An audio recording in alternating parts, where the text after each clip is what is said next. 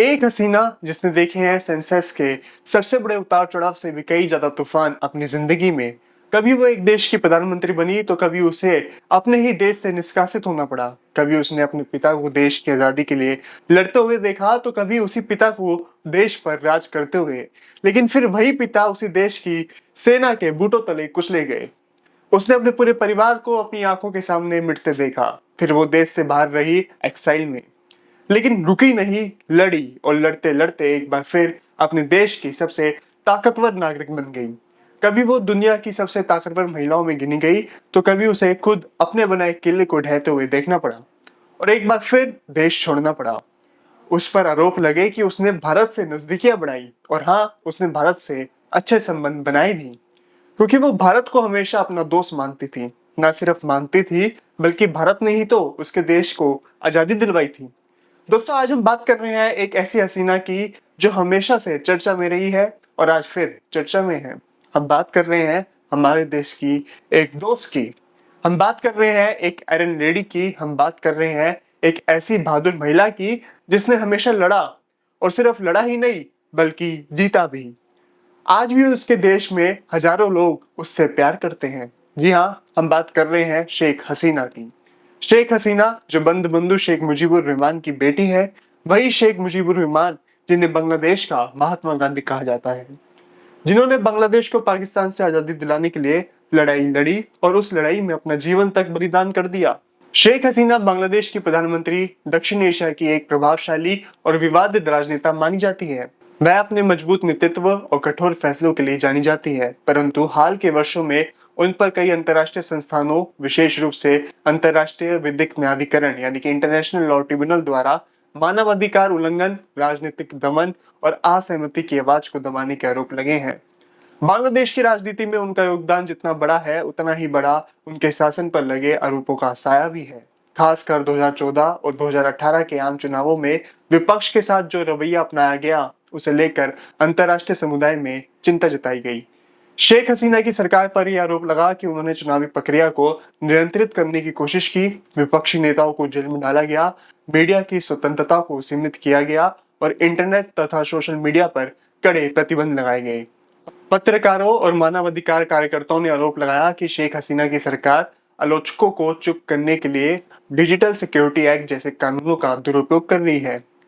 कई मामलों में पत्रकारों को सिर्फ इस कारण गिरफ्तार कर लिया गया कि उन्होंने सरकार की आलोचना की थी। ये सब अंतर्राष्ट्रीय मानवाधिकार कानूनों और अभिव्यक्ति की स्वतंत्रता जैसे मूल अधिकारों का उल्लंघन माना गया है।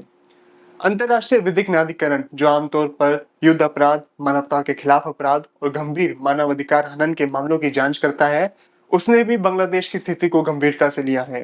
हालांकि शेख हसीना के खिलाफ सीधे तौर पर कोई आपराधिक मामला दर्ज नहीं किया गया, परंतु मानवाधिकार संगठनों ने आईसीसी और यूएनएचआरसी से अपील की है कि वह बांग्लादेश में हो रहे दमनकारी कृत्यों की जांच करें।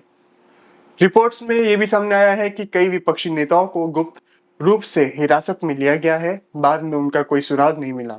यह अंतर्राष्ट्रीय मानवाधिकार संधियों का सीधा उल्लंघन है, जिनका बांग्लादेश एक पक्षकार है। शेख हसीना ने अपने ऊपर लगे आरोपों को राजनीतिक साजिश बताया है। उनका कहना है कि बांग्लादेश की प्रगति और स्थिरता से कुछ शक्तियां असहज हैं और वह उनकी छवि को खराब करने की कोशिश कर रही हैं। उन्होंने ये भी कहा है कि उनकी सरकार ने देश को आतंकवाद और कट्टरपंथ से बचाया है और विकास के नए युग में प्रवेश करवाया है। वाकई अगर आर्थिक मोर्चे पर देखें तो बांग्लादेश ने पिछले 2 दशकों में उल्लेखनीय प्रगति की है। गरीबी दर में गिरावट, निर्यात में वृद्धि, बुनियादी ढांचे में निवेश और महिलाओं की सामाजिक भागीदारी में सुधार होना।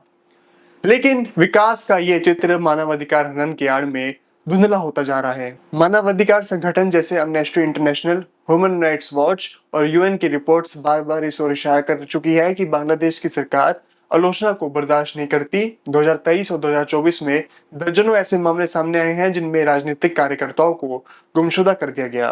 कई बार उनके परिवार तक को जानकारी नहीं दी गई कि वह कहाँ हैं। ये घटनाएं सिर्फ बांग्लादेश के संविधान का उल्लंघन नहीं है, बल्कि अंतर्राष्ट्रीय मानवाधिकार कानूनों की भावना के भी खिलाफ है। एक और गंभीर आरोप शेख हसीना की सरकार पर लगा है फर्जी मुकदमे और न्यायपालिका का दुरुपयोग।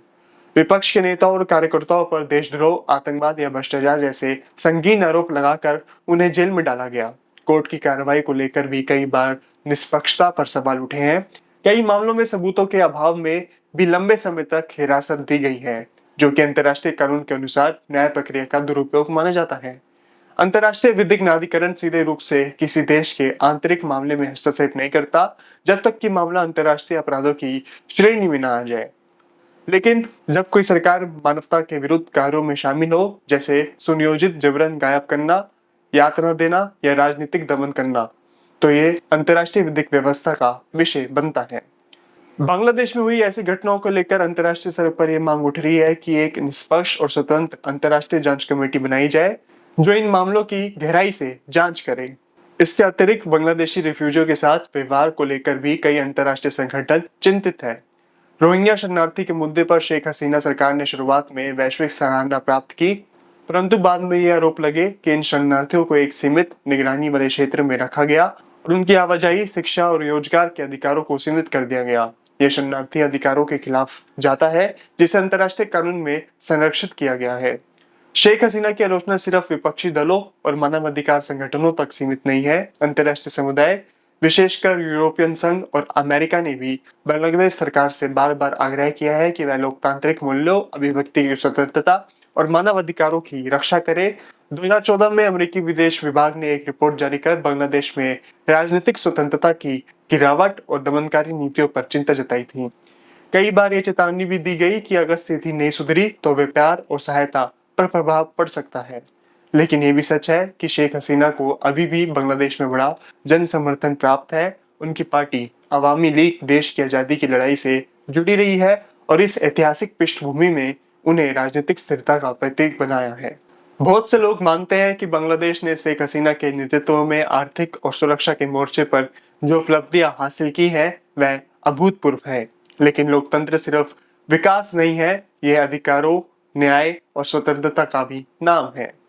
शेख हसीना के शासन में सबसे बड़ा प्रश्न यही है, क्या विकास की कीमत नागरिक स्वतंत्रताओं और मानव अधिकारों को चुकाई जा रही है? क्या एक नेता का अच्छा इरादा उसे आलोचना, असहमति और स्वतंत्र मीडिया को कुचलने का अधिकार देता है? क्या किसी देश का भविष्य सिर्फ आर्थिक आंकड़ों से तय किया जा सकता है या फिर उस देश में रहने वाले हर नागरिक की गरिमा, न्याय और बोलने की आजादी से? अब देखना यह है कि अंतर्राष्ट्रीय विधिक संस्थाएं जैसे कि आईसीसी, इंटरनेशनल क्रिमिनल कोर्ट या यूएनएचआरसी यानी कि united nation human rights council Sheikh Hasina की सरकार पर लगाए गए आरोपों को लेकर क्या कार्रवाई करती है। अगर जांच होती है और ये साबित होता है कि राजनीतिक दमन सुनियोजित नीति का हिस्सा था, तो यह अंतर्राष्ट्रीय कानूनों के तहत गंभीर अपराध की श्रेणी में आ सकता है। ऐसी स्थिति में व्यक्तिगत रूप से नेताओं की जिम्मेदारी तय की जा सकती है, जैसे कि दूसरे देशों के मामलों में हुआ था। अंत में शेख हसीना के शासन की कहानी एक ऐसे द्वंद को दर्शाती है जो आज कई देशों में देखने को मिल रहा है। एक तरफ विकास और स्थिरता की चाह और दूसरी तरफ लोकतंत्र और मानव अधिकारों की अनदेखी। अंतर्राष्ट्रीय कानून और न्याय की दृष्टि से यह जरूरी है कि किसी भी देश में सत्ता का दुरुपयोग ना हो और हर नागरिक को न्याय, सम्मान और स्वतंत्रता मिले।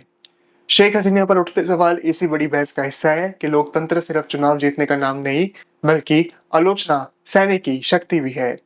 यदि अंतर्राष्ट्रीय विधिक न्यायाधिकरण इस मामले में कोई ठोस जांच करता है, तो एक न केवल बांग्लादेश बल्कि पूरी दुनिया के लिए ये संदेश होगा कि अंतर्राष्ट्रीय कानून सिर्फ कागज पर नहीं बल्कि व्यवहारिक रूप से भी प्रभावी है और उनके उल्लंघन की कोई भी कीमत चुकानी पड़ सकती है।